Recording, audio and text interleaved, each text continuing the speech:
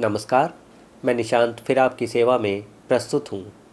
आज हम उपस्थित हैं उत्तर प्रदेश के ज़िला मेरठ में किला परीक्षितगढ़ में स्थित गांधारी तालाब पर। यह स्थान पौराणिक दृष्टि से काफ़ी महत्वपूर्ण है। यहाँ परिसर के बीच में रानी गांधारी की एक छोटी प्रतिमा लगी है।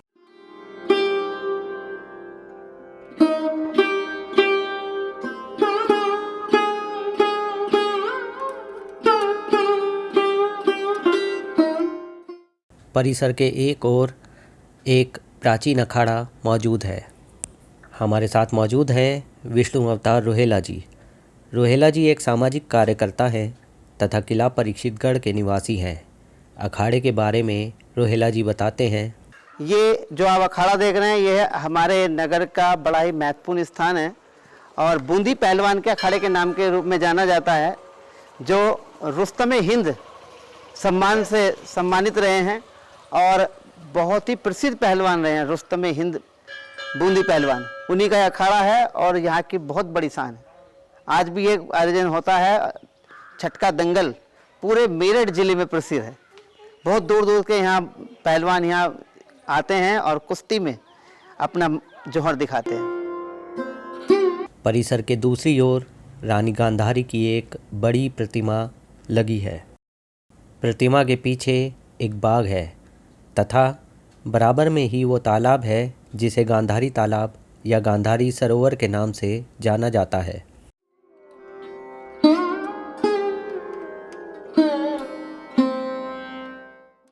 यह सरोवर आकार में आयताकार है और यहाँ नीचे जाने के लिए चारों तरफ से सीढ़ियाँ बनी हुई है। बताते हैं कुछ साल पहले तक इसमें पानी भरा रहता था। गांधारी तालाब का प्रसंग महाभारत काल से आता है। नमस्कार, मैं विष्णु अवतार रोहेला और हम हैं इस समय गांधारी सरोवर प्रांगण में। ये जो स्थान है इसको रामायण काल से देखा जाए तो ये गार्गी ऋषि का आश्रम था।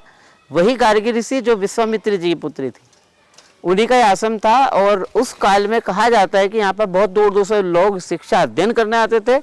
और महाभारत काल की अगर हम बात करें तो ये माता गांधारी ने इसको बहुत महत्वपूर्ण मानते हुए इसको जो है एक सरोवर का निर्माण कराया था।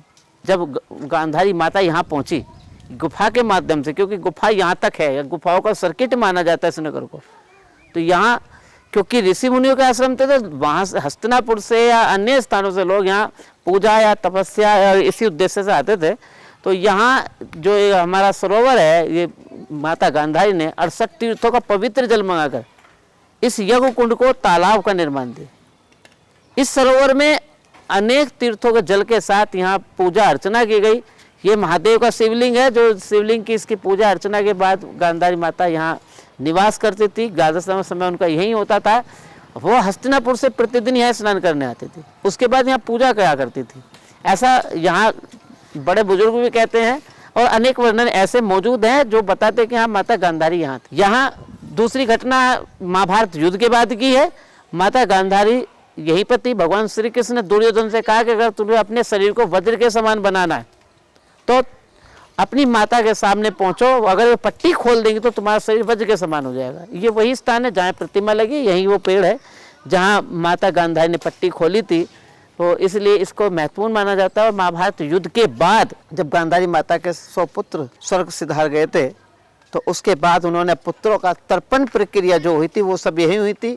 आज भी वही प्रक्रिया निभाई जाती है। लोग 10वां 13वां जो भी कुछ होता है वो सब यही प्रक्रिया होती है। वो परंपरा आज भी चली आ रही है।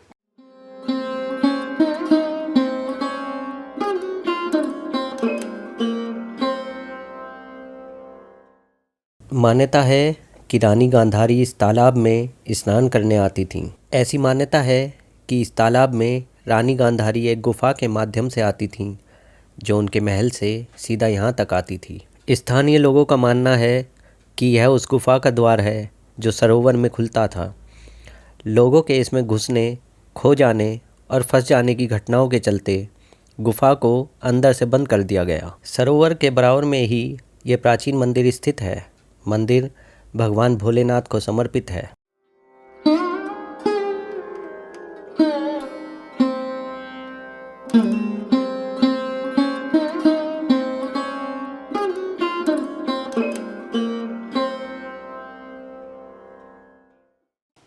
गार्गी ऋषि के आश्रम का एक प्राचीन शिवलिंग यहाँ मौजूद है और उसके बाद महाभारत काल का शिवलिंग, दूसरा शिवलिंग भी यहाँ मौजूद है।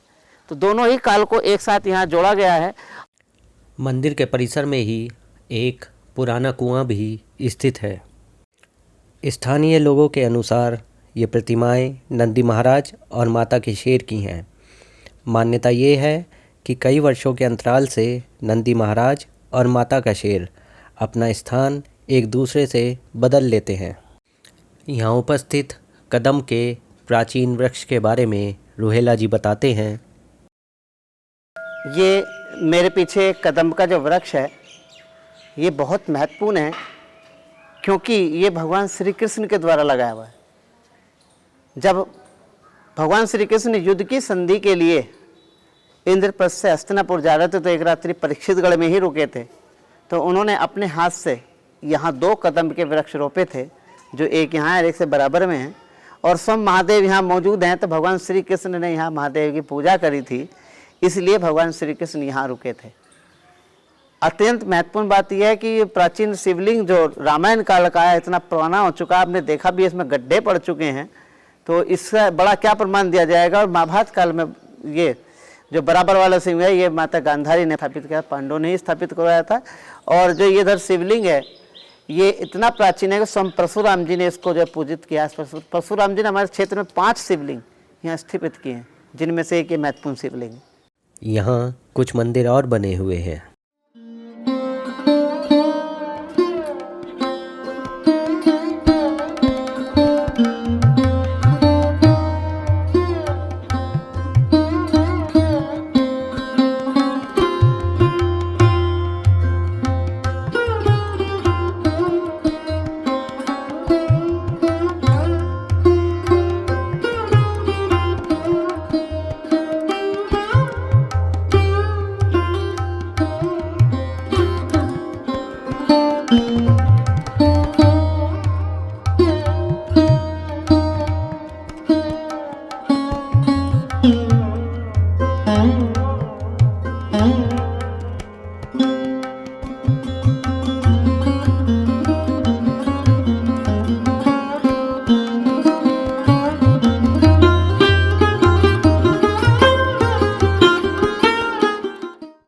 ये गांधारी सरोवर का बड़ा ही प्रसिद्ध मंदिर है, और क्योंकि हमारे ही सामने की घटना है तो अत्यंत महत्वपूर्ण इसलिए है।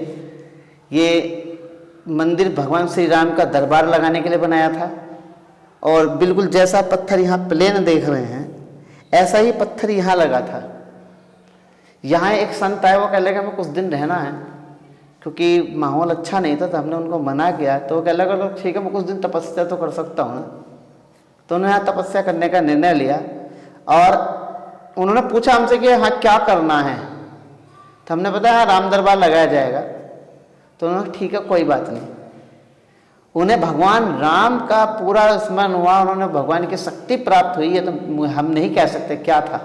लेकिन उसके बाद यहाँ पूरा राम दरबार अपना अंकित हो गया। आप देख लीजिए, बिल्कुल आकृति दिखाई दे रही है, धनुष बिल्कुल साफ दिख रहा होगा, आंख नाक कान सब कुछ बिल्कुल पूरा पूरा राम दरबार यहाँ अंकित हो गया। ये सब हमारे सामने की घटना है, इसलिए हमें अच्छी तरह याद है। जब हम छोटे थे, लेकिन याद है कि हाँ ऐसा हुआ था।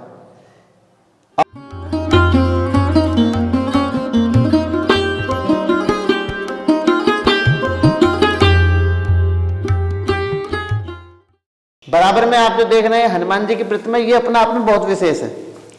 आपने हनुमान जी को गदा लिए देखा होगा, आपने हनुमान जी को अनेक रूप में देखा होगा, लेकिन हाथ जोड़कर इस तरह से इस मुद्रा में खड़े हुए पूरे भारत में कहीं नहीं देखा होगा। केवल भारत का एकमात्र ऐसा हनुमान जी का मंदिर है जहां इस तरह से हनुमान जी खड़े हैं। और इससे बड़ी विशेषता भी है कि इस मूर्ति को हम शीशे में बंद नहीं कर सकते, शीशा फट जाता है। ऐसा कई बार हो लिया। तो ये अपने आप में विशेष मूर्ति है। और इसकी जो धातु है, किस पत्थर का बना है, इस प्रतिमा का पत्थर भी आज तक कोई पता नहीं चल पाया किस पत्थर का। तो इसलिए इसे चमत्कारी हनुमान जी की प्रतिमा कही जाती है। और यहाँ जो भी अनुष्ठान होता है उसके लिए बड़ी विशेष है कि यहाँ के लिए उनको पूजा करने के लिए केवल 1 ही घंटा मिलता है, उससे ज़्यादा पूजा भी नहीं कर पाते लोग। तो इसलिए इसको महत्वपूर्ण माना जाता है।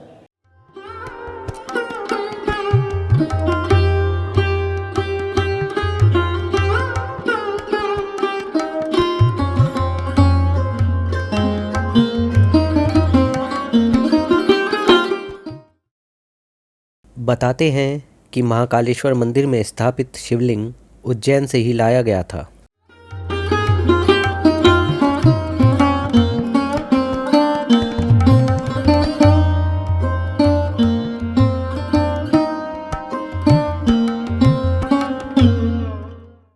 इस तरह की और जानकारियाँ प्राप्त करने के लिए सब्सक्राइब करके हमारे चैनल से जुड़िए। हम फिर हाजिर होंगे एक नई जानकारी के साथ। तब तक के लिए नमस्कार।